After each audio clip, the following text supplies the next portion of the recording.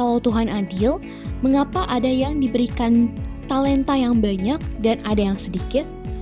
Kalau Tuhan adil, mengapa ada yang hidupnya tampak tidak signifikan atau biasa-biasa saja, sedangkan ada yang hidupnya tampak sangat menginspirasi? Apa yang Alkitab katakan tentang hal ini? Let's dive deeper into the verse in verse.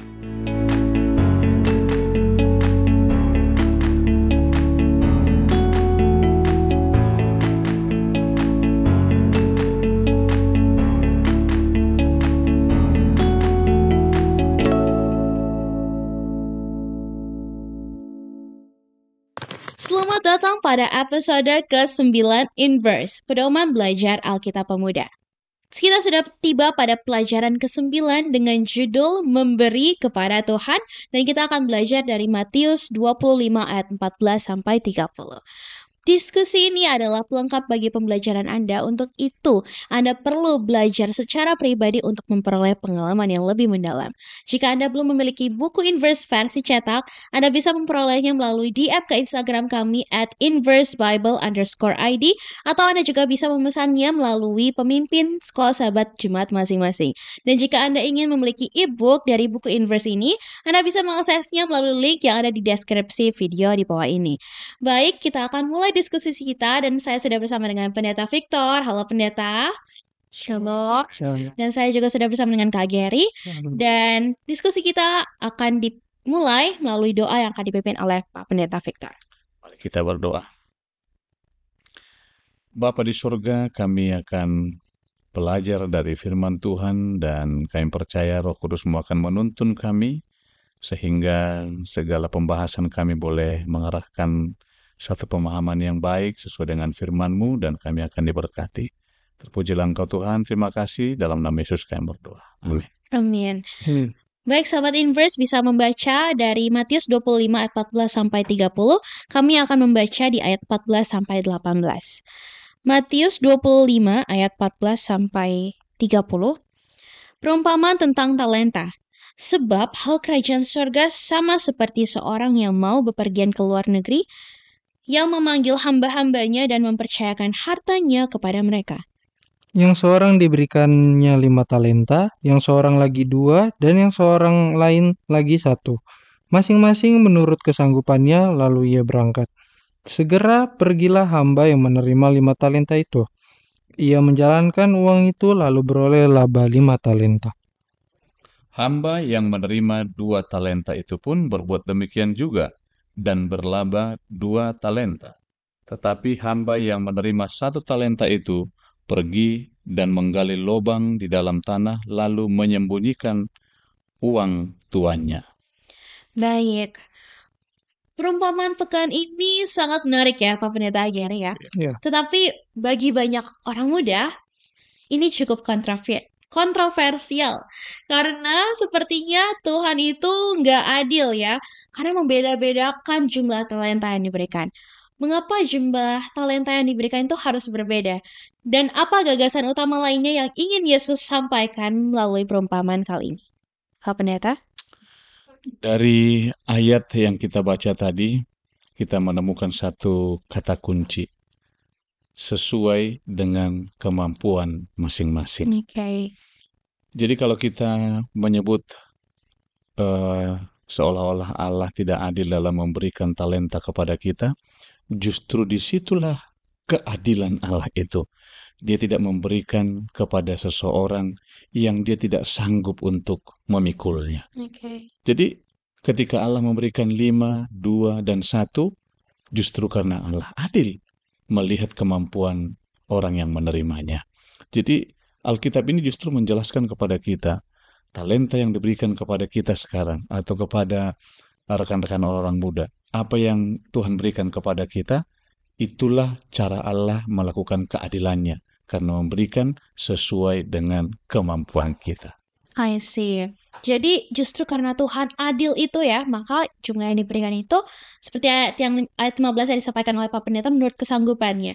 Dan dengan demikian yang menjadi fokus kita itu adalah bukan berapa jumlah yang Jumlah. diberikan ya, tetapi bagaimana cara melipat gandakan apa yang ada pada kita ya. Tapi yang menjadi pertanyaan nih Pak Pendeta Gary, mengapa harus dilipat gandakan? Kalau dalam perumpamaan kan terlihat seperti untuk keuntungan sang tuan ya. Iya. Dalam hal lainnya apakah demikian? Melipat gandakan talenta apakah berarti memberi kepada Tuhan dan pemberian kita itu memberikan keuntungan bagi Tuhan atau bagaimana? Kak Gary? Iya, kalau kita baca di dalam perikop yang tadi kita baca, memang ini ditujukan untuk keuntungan Tuhan ya. Tapi kita baca lagi terkait kalimat yang ketika Tuhan itu menerima hasil dari hamba-hamba tersebut. Kalau kita baca sama seperti hamba yang diberikan 5 talenta dan 2 talenta, dia akhir kata tuannya mengatakan bahwa karena dia dilihat setia dan bertanggung jawab, masuklah dan turutlah dalam kebahagiaan Tuanmu. Jadi memang ini bukan hanya tuannya saja yang menikmati hasil tersebut, tetapi hambanya tersebut menikmati. Dan kalau kita baca lagi, di yang menerima 2 talenta, karena dia setia dalam perkara kecil, maka dia akan diberikan tanggung jawab yang lebih besar, talenta yang lebih lagi untuk dia olah. Kalau kita baca di dalam perumpamaan tersebut. Oke, thank you Kak Gary. Gimana dengan Pak Pendeta? Jadi siapa yang diuntungkan? Tentu secara hitungan-hitungan manusia kan seolah-olah ada tuan yang mempekerjakan orang dan semua hasilnya diberikan kepada tuannya. Itulah yang sekilas kita lihat dalam perumpamaan tentang talenta ini. Tapi kalau kita masuk ke dalam pelajaran yang lebih luas lagi dalam materi ini, kita bisa melihat bahwa melipat gandakan itu bukan soal nilai nominal, tetapi ada yang dihasilkan dari talenta itu. Secara sederhana kita mau katakan, talenta atau karunia-karunia rohani yang Tuhan berikan kepada saya, kepada Kak Alicia, kepada Kak Gary, dan kepada teman-teman orang muda, itu harus menghasilkan jiwa-jiwa yang dibawa kepada Yesus Kristus, yang harus bertobat. Bukan untuk menjadi saya kaya. Kalau saya pintar, karena saya punya talenta bernyanyi, bermain piano, teman-teman orang muda yang punya talenta-talenta itu harus digunakan menuntun orang datang kepada Yesus. Bukan untuk memperkaya diri. Jadi bukan soal nominal. Siapa yang diuntungkan? Nah, saya baca kalimat yang ditulis dalam buku pelajaran kita di materinya begini. Dengan hidup untuk melayani orang lain, maka talenta itu sebenarnya untuk melayani orang lain. Untuk melayani orang lain. Jadi talenta yang diberikan kepada saya itu adalah untuk melayani orang lain. Orang lain yang harus menikmati. Sama seperti pekan lalu. Menghasilkan buah. Buah itu bukan untuk saya, tapi untuk orang lain. Maka buah itu harus menjadi berkat bagi orang lain. Talenta juga harus melayani orang lain. Hamba Tuhan Nyonya White memberikan kalimat seperti ini. Dengan hidup untuk melayani orang lain, manusia dibawa ke dalam hubungan dengan Kristus. Hukum pelayanan menjadi penghubung yang mengikat kita kepada Tuhan dan sesama manusia. Jadi yang diuntungkan itu bukan tuannya, tapi saya. Saya memiliki hubungan dengan Kristus dan sesama manusia. Maka saya ketika menggunakan talenta itu, memperkembang talenta itu, maka yang diuntungkan adalah saya. Karena saya memiliki hubungan yang terikat dengan kuat antara saya dengan Kristus dan sesama manusia. Saya tidak menjadi manusia yang tidak berbuah, tapi saya menjadi manusia yang bermanfaat bagi orang lain. Saya yang juga diuntungkan. Oke, jadi yang diuntungkan itu adalah orang lain, untungkan ya. Dalam artian menjadi berkat ya, berkat bagi orang lain. Dan jika orang lain keberkatan, justru kita juga akan merasa terberkati dan untuk membawa jiwa-jiwa masuk ke dalam kerajaan Tuhan, mengenal Yesus Kristus itu yang utama. Jadi itu sahabat-sahabat Inverse, kita akan lanjutkan diskusi kita kali ini setelah yang satu ini. Bosen, ngantuk, malas, nggak ngerti.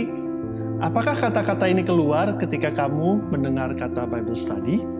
Belajar Alkitab harusnya menjadi suatu hal yang menyenangkan. Tapi kenapa rasanya susah sekali untuk memulai? Apa yang salah? Apa yang harus dilakukan agar belajar Alkitab rasanya tidak begitu-begitu saja? Banyak orang bilang ada banyak jalan menuju Roma. Jika pepatah ini benar, kami percaya Tuhan pasti sudah sediakan lebih banyak lagi jalan menuju Alkitab, menuju Dia. Hanya saja, jalan-jalan itu mungkin belum terlihat oleh kita. Tapi kita bisa meminta. Yesus pernah berkata dalam Matius 7 ayat 7, "Mintalah, maka akan diberikan kepadamu. Carilah, maka kamu akan mendapat. Ketuklah, maka pintu akan dibukakan bagimu." Bagaimana cara memintanya? Lewat doa. Berdoalah untuk meminta hikmat dan kemauan yang kuat untuk belajar Alkitab. Setelah itu, mari buka Alkitab dan belajar sedikit demi sedikit sesuai kemampuanmu. Jika kamu bingung mau mulai dari mana, Inverse Indonesia memiliki Bible Study Guide yang bisa membantumu menentukan apa yang ingin kamu pelajari. Semua dikemas dengan bahasa yang mudah dimengerti. Inverse juga berusaha keep in touch untuk menemani kamu belajar Alkitab. Ada sosial media, diskusi melalui podcast. Semua dilakukan untuk mengingatkan kamu bahwa kamu tidak sendiri. Bahwa kita sama-sama bertumbuh dalam Tuhan, kita belajar bersama-sama, kerja bersama-sama untuk Tuhan. Dan kalau suatu saat kamu kembali merasa jenuh atau buntu, selalu ingat, ada banyak jalan menuju Roma. Ada banyak cara untuk belajar Alkitab dengan menyenangkan, dan kami harap Inverse adalah salah satunya.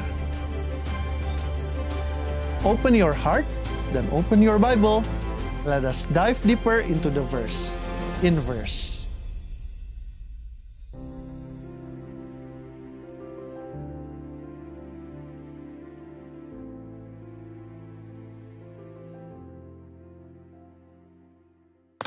Terima kasih sahabat Inverse untuk tetap bersama-sama dengan kami. Tadi kita sudah membahas apa yang Alkitab katakan tentang karakter Tuhan dalam memberikan talenta kepada kita.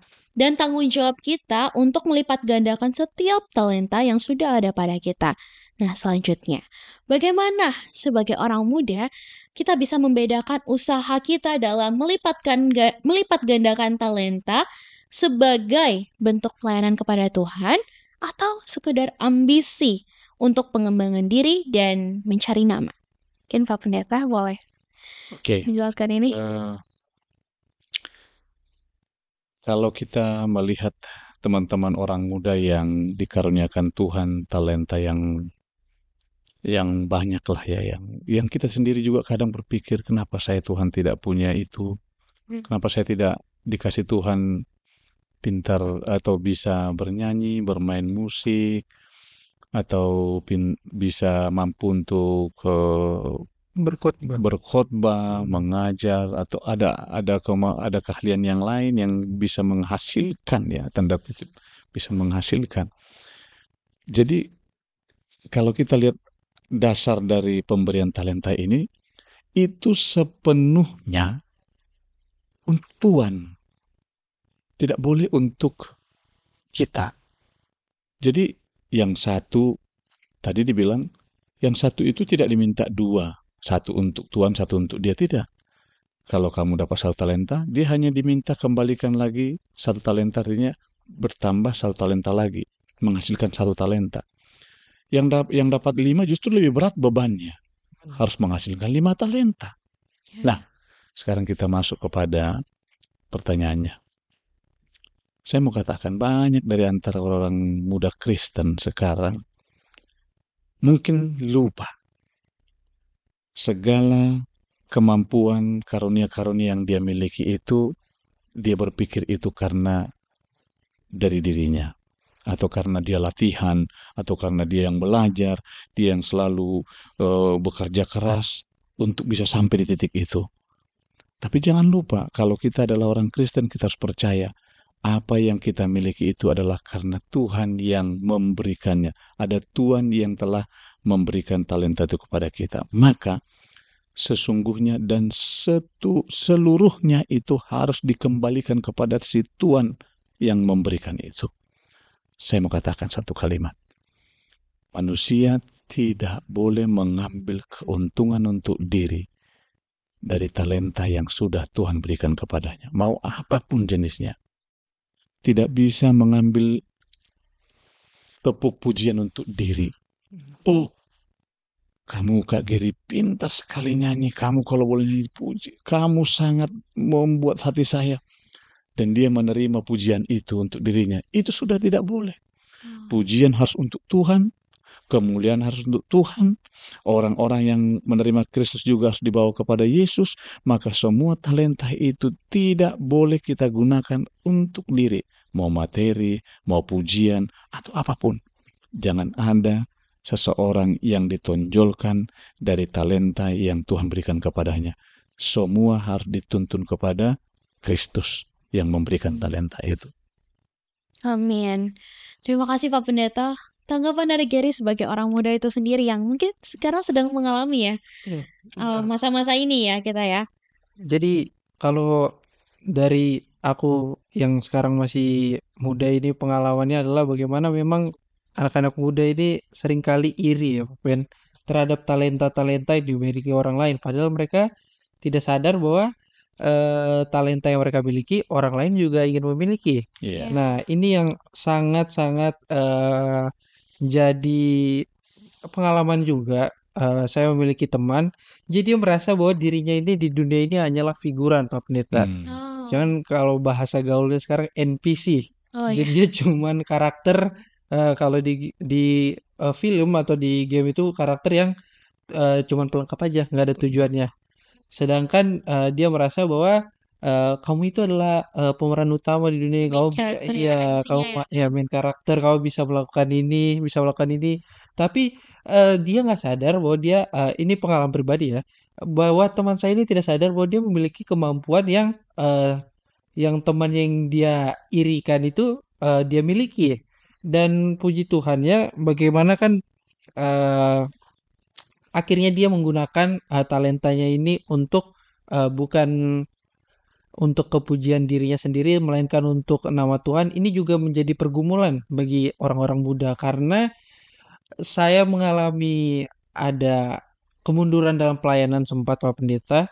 Jadi waktu itu saya di sekolah berasrama, dan memang untuk di asrama tersebut banyak yang laki-laki itu ternyata lagi tren untuk bermain saksofon. Sedangkan ya saya sudah, kalau aku memang udah belajar dari kecil.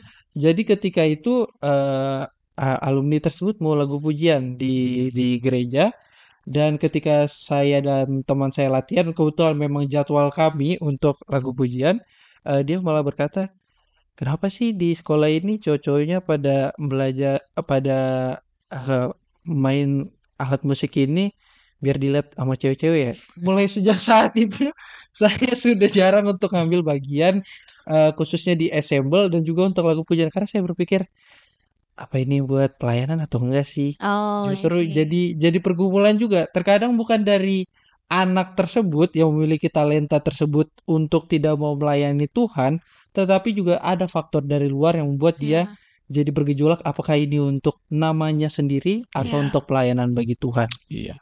Oke, jadi memang kita perlu meyakinkan diri kita sendiri ya bahwa segala apapun yang tadi seperti Pak Pendeta bilang, apapun yang kita lakukan memang sebenarnya untuk pujian bulan bagi nama Tuhan gitu. Supaya kita tetap kuat, kokoh bahwa apapun yang saya lakukan ini bukan untuk saya berkompetisi dengan yang lain, compete to ourselves dengan diri kita juga sendiri, tapi memang semua yang kita lakukan memang untuk kepujian dan kemuliaan bagi nama Tuhan. Saya tertarik juga dengan tadi pengalaman dari Gary yang bilang temannya ini merasa dia itu adalah bukan the main character ya, bukan MC-nya gitu, karena dia merasa aduh talenta gue nggak punya talenta apa-apa gitu kan. Benar. Nah, bagaimana kalau misalnya kita punya teman lain seperti ini yang sepertinya jadinya mengubur talentanya sendiri gitu, karena mungkin orientasinya teman-teman yang lain seperti ini. Dia mungkin bukan berorientasi, oh talenta saya ada untuk kemuliaan nama Tuhan gitu. Tapi orientasinya adalah karena melihat orang lain, membandingkan dengan orang lain ya. Nah, kalau kita punya teman-teman seperti ini, Pak Pendeta, bagaimana cara kita reach out? Kalau kamu tuh punya lo talenta dan talenta ini untuk kemuliaan bagi nama Tuhan. Jadi nggak merasa dia itu figuran aja di dunia ini gitu ya. Memang benar banyak kayak gitu Pak Pendeta, dan saya pribadi juga merasakan hal itu. Nah, bagaimana ini untuk reach out teman-teman kita?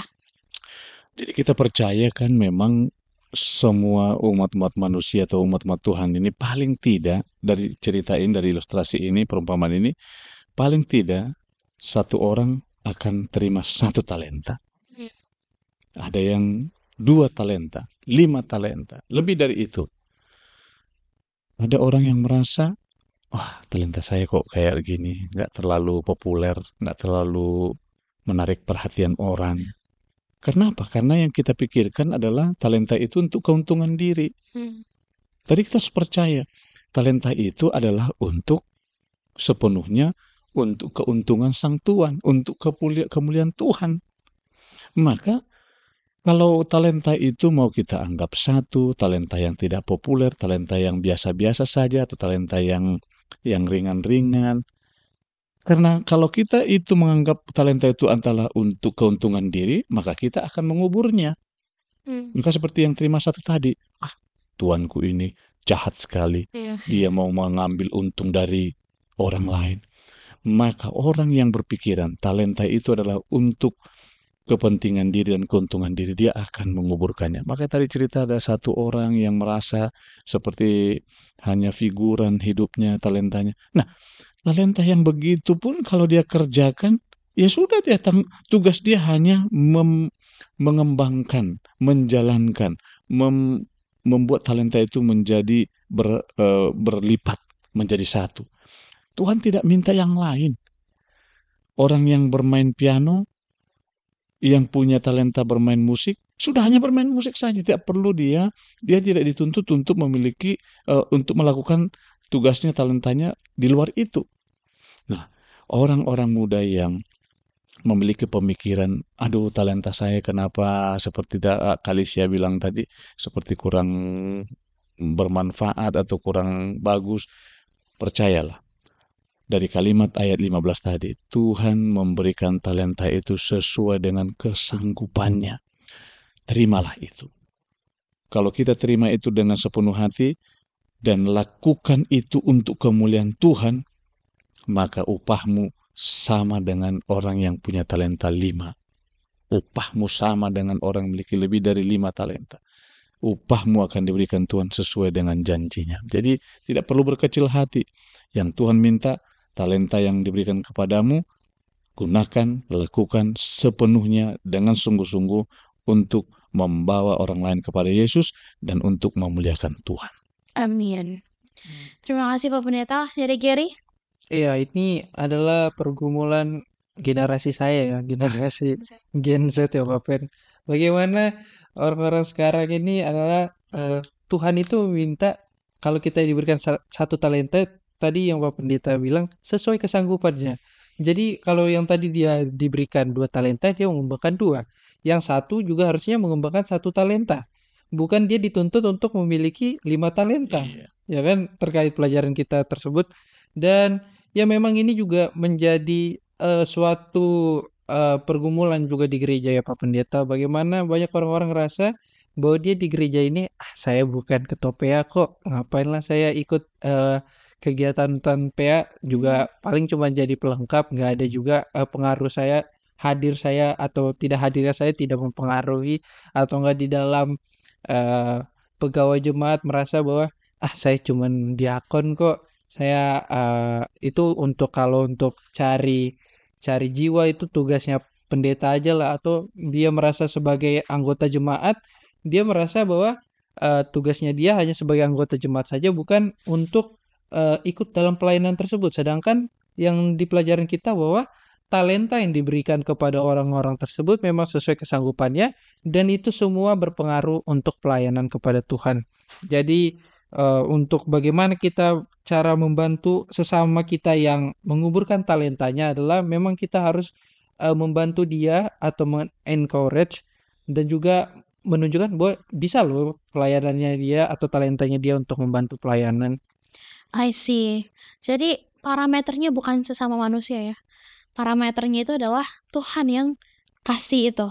bukan kita melihat orang lain, tapi ketika kita melihat Tuhan sang pemberi itu, sang pemberi talenta, maka kita pasti akan mengembangkan sesuai dengan yang diberikan, sesuai dengan kesanggupan kita masing-masing. Tak terasa, kita sudah tiba di penghujung diskusi episode ke-9, memberi kepada Tuhan. Mungkin Pendeta Victor dan Gary boleh memberikan satu closing statement.